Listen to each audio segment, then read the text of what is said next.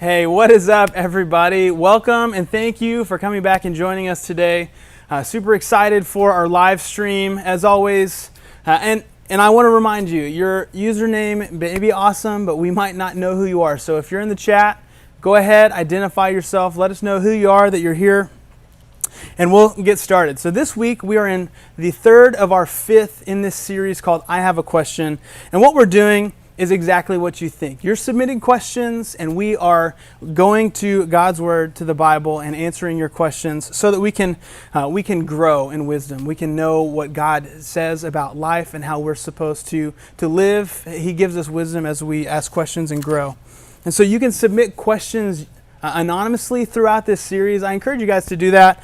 Last week, we got to hear from Bevan, and basically he answered 4 questions that some of the parents of the student ministry submitted for him. It was awesome. What he shared, I think it was absolute gold. And so if you haven't checked out last week's video, I encourage you, after this video is over, head over to our YouTube channel, check that out, see that for yourself. I highly recommend it. We talked about things like civil disobedience, basically when is it okay for me to defy the authorities God's placed in my life? How do we deal with temptation? And then even talked about the problem of evil, a pretty big philosophical question. So I encourage you to go check that one out after this. And one of the things that I really want to challenge you to do in this series is to submit a question. It really is a discipline, something that needs to be practiced to ask questions, especially to ask good questions. So I encourage you guys, practice with us. We want to ask questions and get good answers, and so I encourage you guys to practice with us. And so in this series, we're talking about getting wisdom by asking questions, and our theme verse comes from the book of James chapter 1. It says this. It says, "If any of you lacks wisdom, let him ask God, who gives generously to all without reproach, and it will be given him. But let him ask in faith with no doubting, for the one who doubts is like a wave of the sea that is driven and tossed by the wind. For that person must not suppose that he'll receive anything from the Lord." And so we want to be asking these questions with an edge of faith. We want to ask real questions and find real answers. As Christ followers, we're not actually afraid of questions because we know that God is big enough to take them on, and we're actually on the side of truth. And so when we ask questions and really look for truth, we will grow in wisdom. In fact, we need to ask questions to grow in wisdom from asking questions and seeking God for the answers. And so that's really how we grow. This week, we are asking this question that was submitted. I think it's a great question. It says, how can I stop worrying about the future with all the COVID-19 restrictions? It's hard to tell what's right and wrong with so much different information. So that's a preview of the question that we'll get into a little bit later, talking specifically about how do we deal with worry about the future. But first, before we do that, of course, I want to play a game with you guys. It's called Should I Stay or Should I Go? And it is exactly what you think. Basically, we're answering the question in the chat, how badly do you want to get out of the house? This game is designed to put that to the test. With each picture, you will be presented with a hypothetical scenario, and when you get, basically, you get to go to some of your favorite places, but there's a catch, and your job is to answer in the comments if you would still go, considering the conditions. So we'll put the first one up, and we'll go through these together.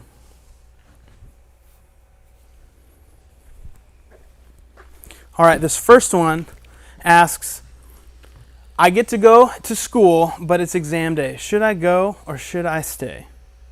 That's the question. Should you go or should you stay? Now, personally, I studied for my exams. I would go, but I don't know. You guys let me know. Next one. Okay, so I get to go to a birthday party with 100 people. This thing is slamming, but I don't know anyone there. Should I stay or should I go? So I know maybe some of you are super comfortable being at home and you're like, man, I'm comfy. I don't want to go anywhere. I don't know anyone. You might also be the person that's at the point of, I just want to go no matter what to see other human beings. I totally get that. What's the next one?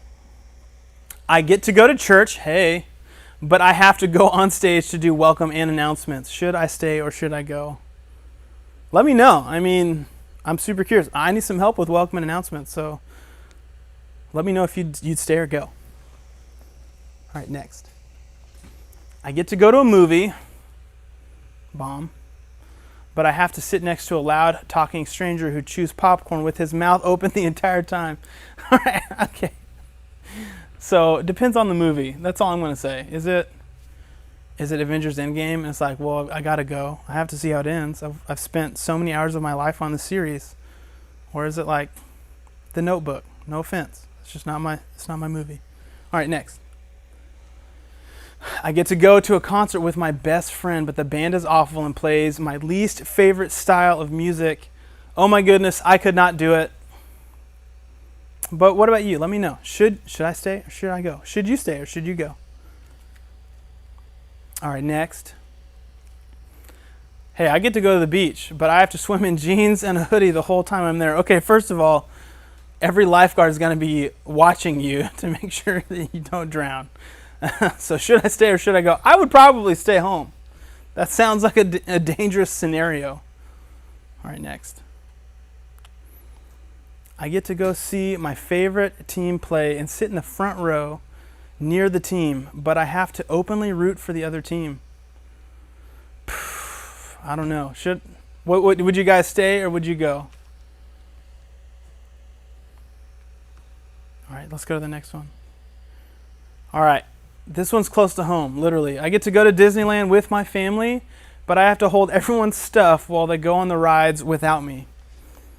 I mean, this is a great way to practice heart attitude number 1. Put the goals and interests of others above your own.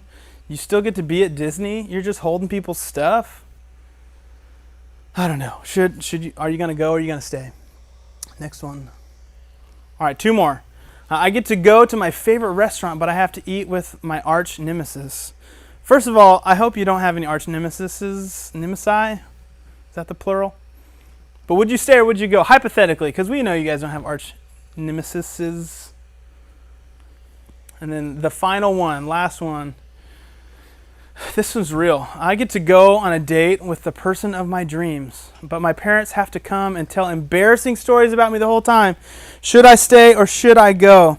Guys, I just want to tell you, if it's true love, man, they need to hear these stories, and it's going to test the relationship. But that's good. So, okay, cool. So I'm glad we got to play that game. I think that stuff is hilarious. So, I would probably go for all of those scenarios. Honestly, at this point, I'm like, I like humans. Let's hang out. But on a more serious note, one of the ways that we deal with the difficulty of kind of being at home, being under these restrictions, is actually through worshiping God. I know for my family and I, as we watch the worship services, it's been super helpful to just sing out loud in our living room, probably looking like crazy people to our neighbors together. And so I actually love hearing from you guys and what you are learning. And so we asked Brandon from the worship team to share a song that's been encouraging to him while he's been at home. And so here's a video of him talking about a song that's been really helpful for him while he's been at home. Let's take a look.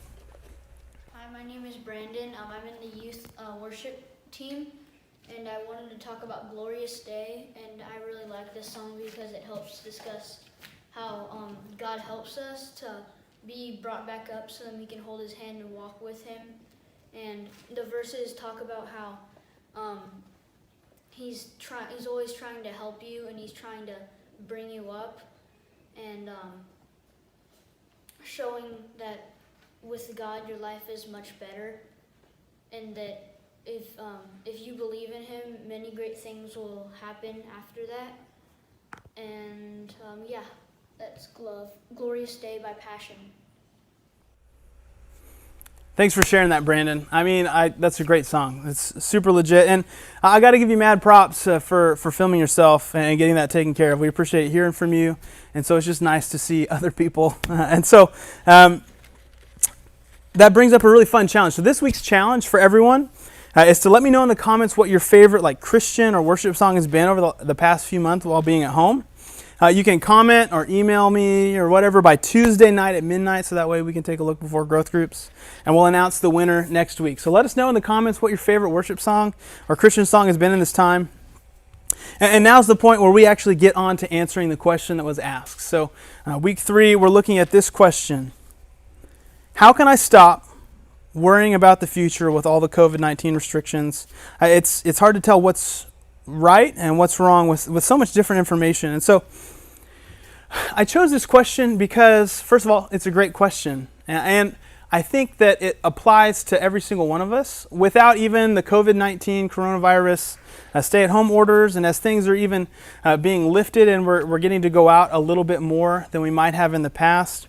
The reality is that worry about the future permeates most of our days, and it's something that everyone experiences. So worry is such a regular human experience, and you almost don't even have to define what worry is, but I will. So for me, my understanding is this feeling of dread or anxiety or fear about the future, or just this feeling of uncertainty.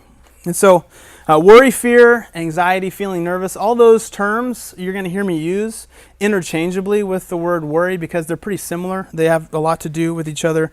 I think they're interchangeable. And I have felt all of those emotions while we've been home, probably even in the last week. But being at home this long, away from what we're used to do, it can really be an emotional roller coaster. And we want to figure out, with God's help, how do we move forward? What does the path forward look like? So hey, everyone, let me know who has ridden a roller coaster before in the comments. If you have, do you remember what your first one was? I want to hear about it. Because my first roller coaster experience is like burned into my brain. When the first one I rode, I'm going to show you a picture.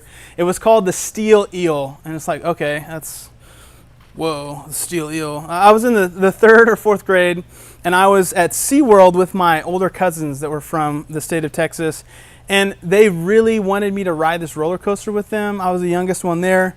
And I didn't want to chicken out, and they honestly applied some pressure to get me to ride it. So it was this huge roller coaster. You saw the picture. There were these 3 giant drops straight off at the beginning. It was something that I was really nervous about. And so, but I did it. I wasn't going to chicken out. My dad rode right next to me, and we were like right in the front. I don't know what we were thinking, but it was like, I guess my first roller coaster, we're going to go big and ride in the front. So we were pretty close to the front, and I was so anxious and afraid on the way up there. By the time I got to the top, you know how slow you're going, and every little click, and it was like in my soul, I felt the clicks going up. I was so nervous. And so the dread grew and grew until I got to the top, hanging over, getting ready to free fall. And it was so terrifying. And in fact, I was so scared that I hung on to, it was one of the ones before they didn't have the overhead harnesses, and so it was one of the lap bars, and so I was pretty small, so I was like gripping it as tight as I could, and so I'm not looking, I'm just trying to survive. When they took the picture of me on the drop, I didn't even look like I was on the roller coaster. I was hugging the thing so tight, and I hit the bottom of the first drop, and I was clinging so tight, I smacked my face on the bar, and I got a bloody lip. And so what I was doing is, in the uncertainty, I was clinging to the thing that was most stable on this roller coaster. I was nervous. I never experienced it before. The reality is this thing is going like 70 or 80 miles an hour, and I was really scared. And that's what I was doing in uncertainty. I was clinging to the most stable thing, and that's actually what most of us do with our lives. We hold on as tight as we can to the things that are most stable. But worry really happens when something comes in and shows that these things we thought were stable really aren't, because we're trusting the wrong things. So for many of us, what things appear to be most stable? Let me know kind of in your mind what things seem like the most super stable in your life. I would say that it's our normal routine. So I go to this class at this time. I talk to these people. This teacher likes me. This teacher's easy. That one's hard.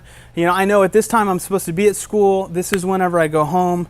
I have 0 hour, on Mondays and Wednesdays I surf in the morning. On Tuesdays and Thursdays I meet my friends at Starbucks before we go to school. The reality is we all have this normal routine that was absolutely shaken and completely turned on its head over the past few months. Or maybe another thing that appears to be stable is our freedoms. The reality is that I can go anywhere, and if I want something, I can just go and get it. And that hasn't been the case for the last couple months. We also trust in experts, science, technology.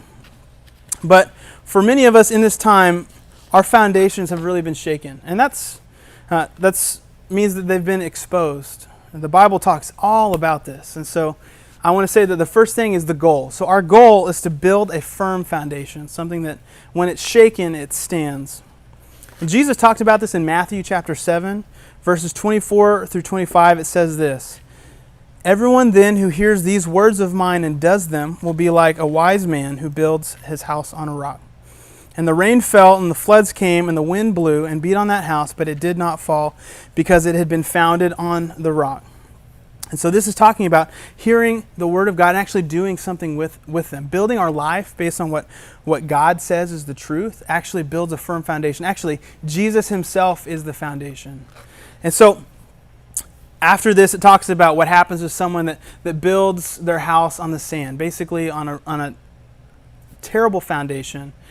They're someone who hears the words from the Bible, from God, and then it doesn't build their life on them. And it says when all this stuff beats on their life, it says great was the ruin of that house. So it came crumbling down.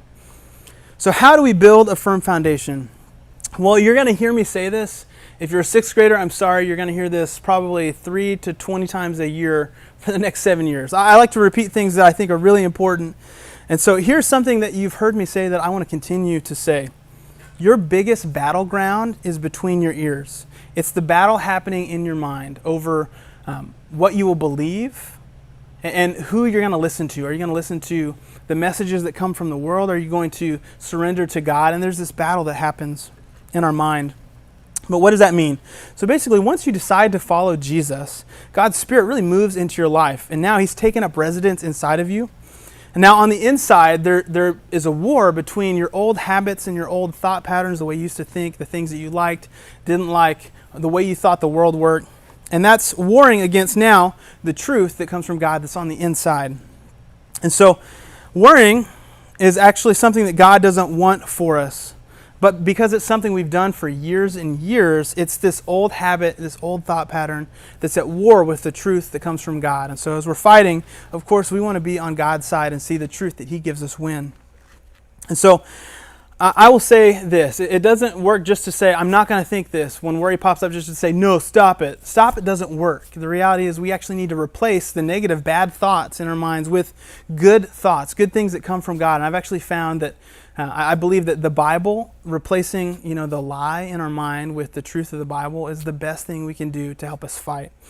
And so I encourage you to memorize one of the verses that I'll share today. It's amazing how when you're dealing with something and you have this bad thought come across your mind, how as you're praying, sometimes like a verse from the Bible just pop up and be helpful for us to fight. And so I really encourage you to memorize one of the verses that I share today. These all come from the Old and New Testament, really helpful verses. But as we're talking about building the wrong foundation or trusting in the wrong things, trusting in things that are unstable, we're not the first to do this. In fact, it's been something that humans have done since the beginning, since we fell away from God. In the Old Testament, the kings, the people that were the rulers of Israel, would trust in the size of their army. The higher the walls were around their city, the better they felt, or the less worried they became about enemy attack.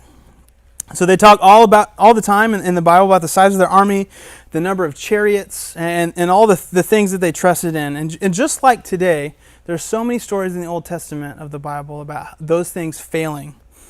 And so remember, worry pops up whenever one of our foundations is being shaken, that it's unstable. So I really think of worry as an alarm clock. It's an alarm that goes off whenever I'm trusting in something that isn't stable. So it's a clue that there's something in my mind that I really need to pay attention to. And so this made me think of a passage that was written in the time of the Old Testament, when the kings were trusting in the wrong thing, when the people of God were trusting in the wrong things. This is Psalm 46. So Psalm 46:10 says this. It says, "Be still and know that I am God. I will be exalted among the nations. I will be exalted in the earth." And so this is how we fight worry about the future. The first thing we need to do, it says here, is to be still and know that I am God. So literally just stop. When this worry alarm goes off, that's a clue for you to, there's something that's going on. I just need to stop and think. Stop your thoughts. Take a breath, because there's a battle going on between your ears and your mind. And you need to participate in that. And so when that alarm goes off, stop, be still. And then it says, and know that I am God. So the thing we need to draw our mind to is remembering what the most stable thing is, and that is God. He says, remember who God is.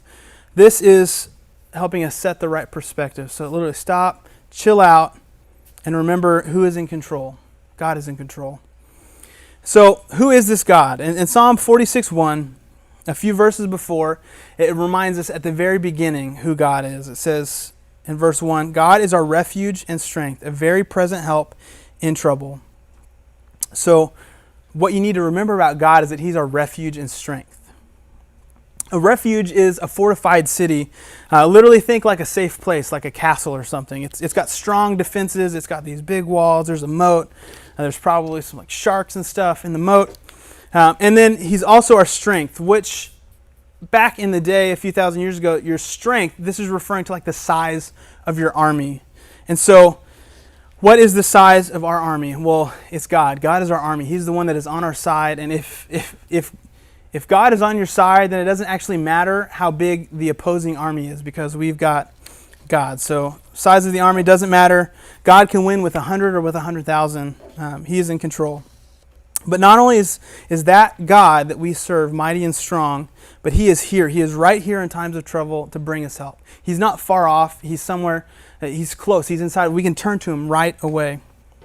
So because of who God is, we don't need to be anxious. We don't worry. So one of the ways to practically, after you've stopped, remembered who God is we actually need to turn to Him and ask Him for help. And so a verse that I would really encourage you to memorize, this verse. It's Philippians 4, 6, and 7. Talking about worry and anxiety. It says, do not be anxious about anything, but in everything, by prayer and supplication with thanksgiving, let your requests be made known to God. And this is what happens, verse 7. And the peace of God, which surpasses all understanding, will guard your hearts and your minds in Christ Jesus. So he's basically saying, don't be anxious about anything, but instead, you need to pray. And when you talk to God, it says with supplication. Another word for this is like a petition. So literally, it's a very specific request. And you need to do this with an attitude of thanksgiving. You need to let God know what your requests are. Like, God, I need some help. I see that, I don't know if I'm going to get sick or if I'm going to bring this thing home to my family, or if I don't know if my life is going to return to normal or what the new normal is going to look like. As you start to get anxious, stop. Be still and know that I am God, is what He says. Remember who God is. And then ask Him for help with those specific thoughts. Say, God, I'm really worrying about this. I don't know how I'm going to move forward. Would you give me wisdom? Would you give me insight? Would you help me know what to do in this situation? We can ask God to help. We can talk to Him about what we're worried about and be specific. I would encourage you guys, there's like a 3 to 4 minute video from a few months ago that Bevan sent out to the whole church. I'm going to put a link in the description for that. He talks about more specifically through this verse about how you can pray and seek God and get away from worry. But real quick, I just want to close this out. I'm going to pray. So grateful for you guys tuning in.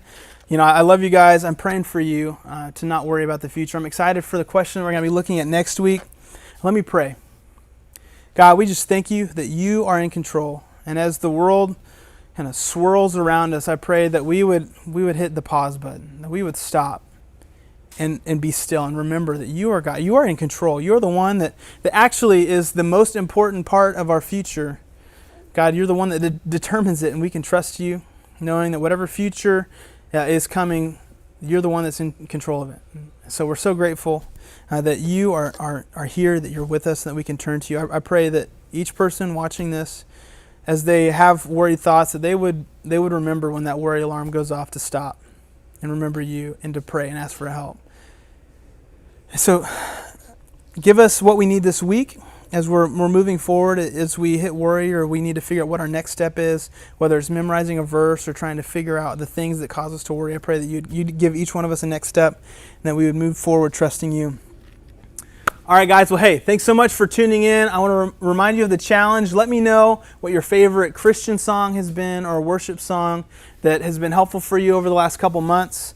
I will keep you posted about things as we move forward, about what we'll be able to do in person or continuing to do things digitally. I'll keep you in the loop. I'm super excited for the day when we get to meet again face to face, whatever the new normal is. I just ask that you guys continue to trust God and move forward. All right. Love you guys. See ya.